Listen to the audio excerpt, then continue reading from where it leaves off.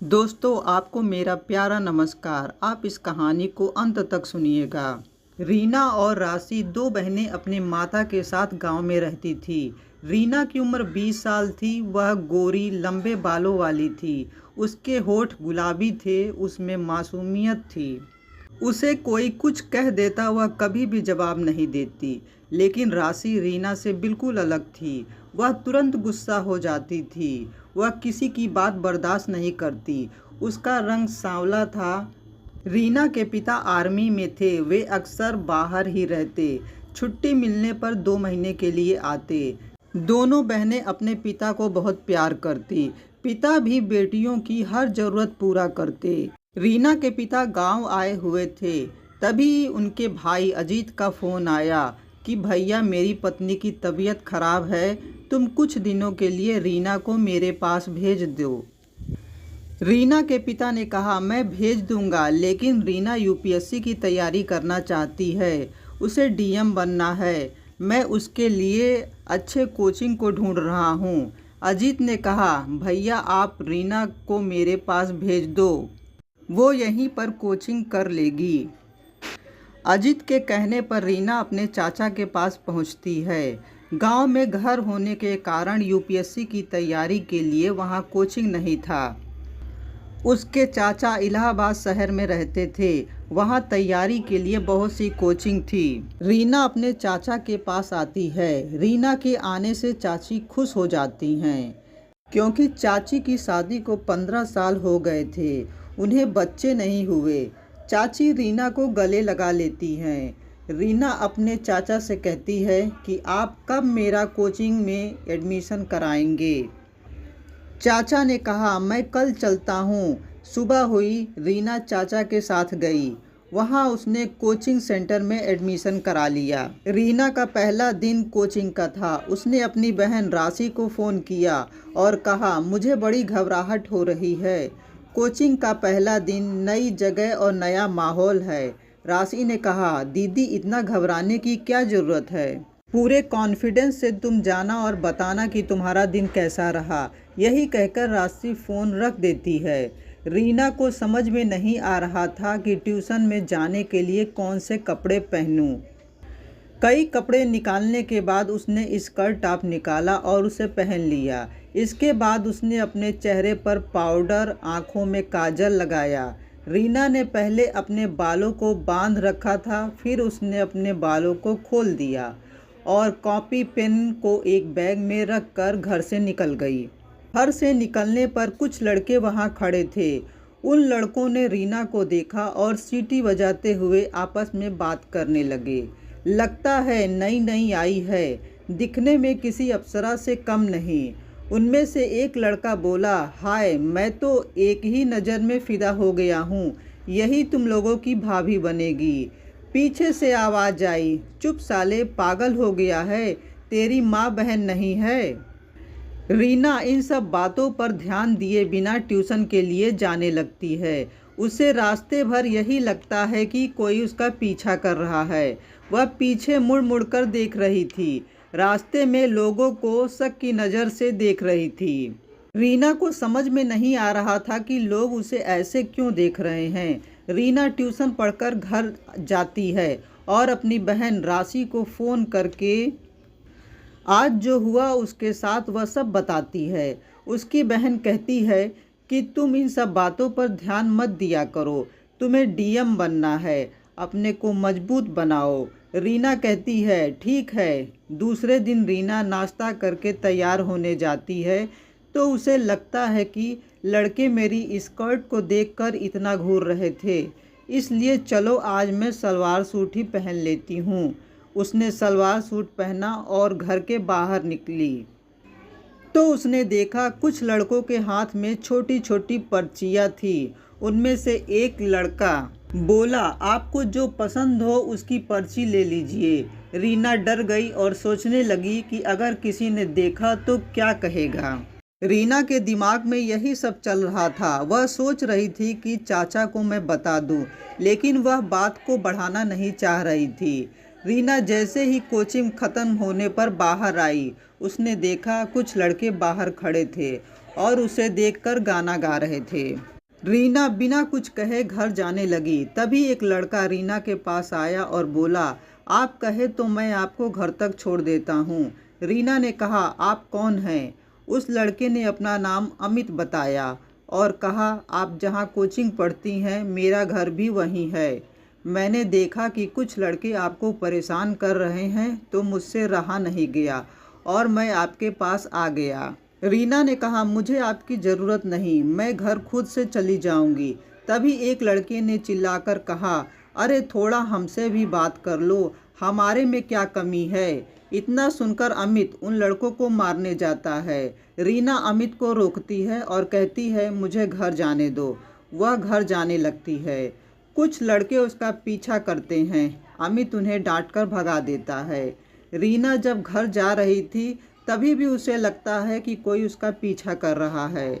वह पीछे मुड़कर देखती तो कोई उसे दिखाई नहीं देता। जब रीना अपने घर के दरवाजे तक पहुंचती है तो उसे लगा कि कोई है। वह पीछे मुड़कर उसे देखने जा रही थी तभी उसकी चाची की आवाज़ आती है, आ गई रीना, चलो खाना खा लो। रीना कहती है कि चाची पहले मैं अपने कपड़े चेंज कर लेती हूँ, उसके बाद खाना खाऊंगी। रीना ने अपनी बहन राशि को फ़ोन किया और पूरी बात बताई और कहा, मैं परेशान हो गई हूँ, अगर तुम कहो तो मैं चाचा को सारी बात बता दूँ। राशि ने कहा, तुम ऐसा मत करना, चाचा कहीं तुमको गांव न भेज दे और तुम्हारे डीएम बनने का सपना टूट न जाए। मैं तो कहूँगी अभी तुम चुप रहो। ऐसे ही 2 हफ्ता बीत गया, कोई दिखता नहीं, लेकिन चिट्ठियाँ उसके घर के पास पड़ी रहती। रीना जानना चाह रही थी कि आखिर कौन है जो रोज़ चिट्ठियाँ डाल देता है। रीना ने सोचा, आज मैं रात भर जगी रहूंगी और देखूंगी कि कौन ऐसा कर रहा है। रात हुई, रीना अपने घर की खिड़की के पास बैठ गई और एक टक अपने घर के बाहर देख रही थी। उसे कभी कभी झपकी आ जा रही थी, लेकिन वह जानने की कोशिश कर रही थी। तभी उसने देखा कि एक लड़का उसके घर के पास आया और कुछ रख रहा था। थोड़ा अंधेरा होने की वजह से वह उसका चेहरा नहीं देख पाई। वह तुरंत घर के बाहर दौड़ी और दरवाज़ा खोली। उतनी ही देर में वह लड़का वहां से जा चुका था। रीना ने उस चिट्ठी को उठाया और सोचा, आखिर क्या लिखा है इस चिट्ठी में। उसने चिट्ठी को खोला। उसमें लिखा था, रीना तुम बहुत अच्छी लड़की हो, मैं तुमको उसी दिन से देख रहा हूँ जब से तुम यहाँ रहने आई हो। मैंने देखा कि कुछ लड़के तुमको परेशान कर रहे हैं, लेकिन मैं उन लोगों में से नहीं हूँ। मैं तुमसे दोस्ती करना चाहता हूँ। अगर तुम मुझ पर विश्वास करती हो तो मैं तुम्हें अपना नंबर दे रहा हूँ। अगर तुम मुझे अपना दोस्त बनाना चाह रही हो तो इस नंबर पर मुझसे बात करना। तुम्हारा दोस्त। चिट्ठी पढ़कर रीना ने इधर उधर देखा, उसे कोई दिखाई नहीं दिया। वह घर में आ गई। उसने अपनी बहन को फ़ोन किया और चिट्ठी वाली बात बताई।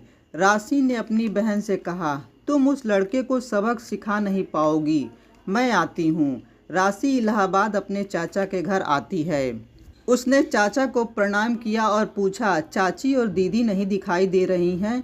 चाचा ने कहा, तुम्हारी चाची की तबीयत खराब हो गई थी, इसलिए रीना उनको अपने साथ हॉस्पिटल ले गई है। अब वे आते ही होंगे, तुम तब तक बैठो और पानी पी लो। राशि ने कहा, ठीक है चाचा। तभी रीना और चाची हॉस्पिटल से आ जाते हैं। वे राशि को देखकर खुश हो जाते हैं। रीना राशि को अपने कमरे में लेकर जाती है और कहती है कि आज फिर उसकी चिट्ठी मुझे मिली, उसमें भी उसने मुझे फ़ोन करने को कहा। राशि ने कहा, तुम फ़ोन मत करना, मैं उससे बात करती हूँ। राशि ने दिए गए नंबर पर फ़ोन मिलाया और पूछा, आप कौन हैं? उधर से वह लड़का बोलने लगा, आप कौन? राशि ने कहा, आपने ही तो सुबह अपना नंबर दिया, आप मुझे रोज़ चिट्ठी लिखते हैं। लड़का बोला, मैं तुमसे दोस्ती करना चाह रहा हूँ, तुम मुझे अच्छी लगती हो। अभी इतनी बात हुई थी तभी चाची की आवाज़ आती है कि तुम लोग क्या कर रही हो। चाची की आवाज़ सुनकर राशि फ़ोन रख देती है। चाची कमरे में आती हैं और कहती हैं कि चलो खा लो। रीना और राशि खाना खाने चली जाती हैं। खाना खाने के बाद राशि रीना से कहती है, जिस दिन ये पागल बेवकूफ़ मेरे सामने आएगा मैं उस दिन उसकी अच्छे से खबर लूँगी। रीना हंसने लगती है और कहती है, तुझको देखकर वह डर जाएगा, फिर जीवन में ऐसी गलती नहीं करेगा। तुम तो उसकी जान ले लोगी, इतना भी बुरा नहीं। राशि कहती है कि दीदी कहीं तुम्हें उससे प्यार तो नहीं हो गया, तुम तो शर्मा रही हो। तभी कुछ देर बाद उस लड़के का फ़ोन आता है। राशि ने फ़ोन उठाया और उसने कहा, मैंने तुमसे कुछ देर ही बात की, मुझे बहुत अच्छा लगा। आपने मेरी चिट्ठी पढ़ी और मुझे फ़ोन किया। मुझे आपसे मिलना है। आज रात क्या आप 10 बजे अपने घर के बाहर आ सकती हैं? राशि ने कहा, देखती हूँ। लड़के ने कहा, मैं आपका इंतज़ार करूँगा। रात के 10 बजते हैं। रीना राशि से कहती है, अब क्या करोगी? राशि ने कहा, मैं उससे मिलने जाऊंगी, तुम वहीं रहना, दूर से हम लोगों को देखना, मैं कैसे उसको सबक सिखाती हूँ। राशि ने घर के बाहर अंधेरा कर दिया और बाहर निकल गई।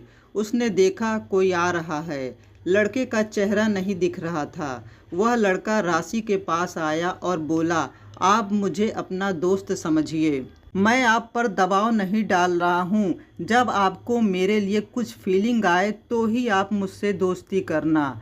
आपकी सादगी और भोलापन मेरे दिल को छू गया। आप रोज़ मेरे सपनों में आती हैं। मैंने आपके जैसी लड़की नहीं देखी। अगर मैं आपको पसंद हूँ तो आप मुझे फ़ोन करिएगा। राशि ने कहा, मैं आपको देखना चाहती हूँ। आपका नाम क्या है? उस लड़के ने अपना नाम आरव बताया और कहा, मैं आपसे मिलूँगा। अभी आप रात भर मेरे बारे में सोचिए। कल जब आप घर से बाहर आएंगी तब मैं आपके लिए एक गुलाब का फूल लिए खड़ा रहूँगा। लेकिन आप मुझे फ़ोन ज़रूर करिएगा। अब मैं जा रहा हूँ। यह कहकर आरव चला गया। राशि रीना के पास जाती है और कहती है कि लड़का अच्छा लग रहा है, उससे तुम बात कर लो। रीना ने फ़ोन मिलाया और आरव से कहा, मुझे आप अच्छे लगे। आरव ने कहा, आपकी आवाज़ बदली बदली लग रही है। रीना ने कहा, वो मेरी बहन राशि है, वह आज सुबह इलाहाबाद आई है। मैंने ही उसे आपसे बात करने को कहा था। आरव कहता है, चलिए आपने मुझे इस काबिल तो समझा कि सब सच बता दिया। कल सुबह मैं आपके घर के बाहर गुलाब का फूल लेकर खड़ा रहूँगा, आप मुझे देख लेना। रीना सुबह का इंतज़ार करने लगी। वह सोच रही थी कि मैं कल क्या पहनूं। उसने अपनी बहन से कहा, तुम ही बताओ मैं क्या पहनूं। राशि ने रीना को सलवार सूट ही पहनने को कहा। सुबह हुई। रीना कोचिंग जाने को तैयार होने लगी। आज का दिन उसे खास लग रहा था। उसका मन अंदर से बहुत खुश था। उसने अपनी बहन के बताए हुए सलवार सूट को पहना, थोड़ा पाउडर लगाया और राशि ने उसके कपड़े पर थोड़ा परफ्यूम छिड़क दिया। रीना ने कहा, ये क्या कर रही हो? तो राशि ने कहा, तुम जीजा जी से मिलने जा रही हो, ये तो ज़रूरी था। रीना घर से निकल रही थी, तभी राशि घर की खिड़की से आरव को देखने के लिए खड़ी हो गई। जैसे ही रीना निकली घर के बाहर, एक गोरा चिट्टा लड़का हाथ में फूल लिए खड़ा था। रीना ने भी आरव को देखा। वे दोनों एक दूसरे को प्यार भरी नज़रों से देख रहे थे। रीना आरव को देखकर नज़रें झुका लेती है। तभी आरव रीना से कहता है, तुम्हारी आंखों में एक नशा है, तुम किसी परी से कम नहीं हो। आज तुमने मुझे देखा है, मैं तुमको कैसा लगा? रीना ने कहा, आप भी अच्छे हैं। आरव ने पूछा, क्या मैं तुमको पसंद हूँ? रीना ने भी सिर हिलाकर प्यार का इकरार किया। तभी राशि और उसके चाचा चाची घर के बाहर आते हैं। सभी लोगों को बाहर देखकर रीना डर जाती है। तभी उसकी चाची ने कहा, रीना तुम तो कहती थी कि मुझे शादी नहीं करनी, मुझे लड़के अच्छे नहीं लगते। जब हम लोग तुम्हारी शादी के बारे में बोलते तो तुम गुस्सा हो जाती, लेकिन आज तुमने हाँ कैसे कह दिया? रीना को जवाब नहीं सूझ रहा था। उसके चेहरे का रंग उड़ा हुआ था। तभी उसके चाचा ने कहा, रीना तुमने कुछ गलत नहीं किया। हम लोगों ने आरव को तुम्हारे लिए पसंद किया है। हम लोग चाहते थे कि तुम खुद शादी के लिए हाँ कहो, इसलिए आरव को ये सब करना पड़ा। रीना अपनी चाचा की बात सुनकर मुस्कुराने लगी और घर में चली गई। ये कहानी आपको कैसी लगी कमेंट बॉक्स में ज़रूर बताइएगा।